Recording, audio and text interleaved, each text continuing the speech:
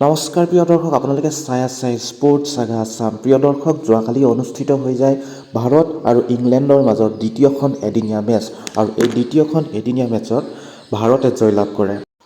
যদিও ইংলেণ্ডৰ দলে বিশাল ৩০৫ ৰানৰ লক্ষ্য ভাৰতৰ আগত বান্ধি থৈছিল, তথাপিও ভাৰতৰ অপেনাৰ ৰোহিত শৰ্মা আৰু শুভমন গিলৰ প্ৰদৰ্শনৰ জৰিয়তে ভাৰতে এই লক্ষ্য ৩৩টা বল বাকী থাকোঁতেই অতিক্ৰম কৰি লয়। প্ৰথমে বেটিং কৰিবলৈ আহে ইংলেণ্ডৰ দলটিৰ যিটো বেটছমেনসকলে বৰ সুন্দৰ প্ৰদৰ্শন কৰিছিল বুলি ক'ব পৰা যায়, কাৰণ ৩০৪ ৰান কৰিবলৈ সক্ষম হৈছিল। ডাকেটে কৰিছিল 65 ৰান, ৰুটে কৰিছিল 69 ৰান, ব্ৰুকে কৰিলে 31, বাটলাৰে 34, লিভিংষ্টনে 41 আৰু চল্টে কৰিলে 26।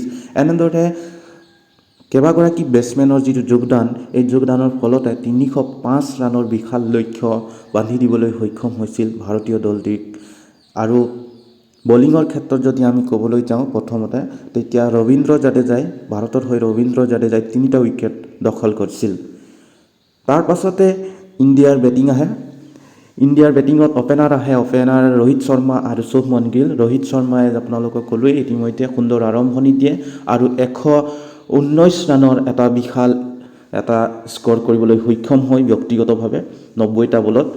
শুভমন গিলে কৰে 60 আৰু শ্ৰেয়স আয়াৰে কৰে 44, অক্ষৰ পেটেলে কৰে 41, নট আউট হৈ থাকে অক্ষৰ পেটেলে। গতিকে এইটো যিটো বেটিং লাইন আপ ভাৰতৰ, বিৰাট কোহলি বা বাকীসকলে বৰ ভাল খেলিছে বুলি ক'ব পৰা যায়। বিৰাট কোহলি বিশেষ সফল হ'ব নোৱাৰিলে, 5 ৰান কৰিলে 8টা বলত।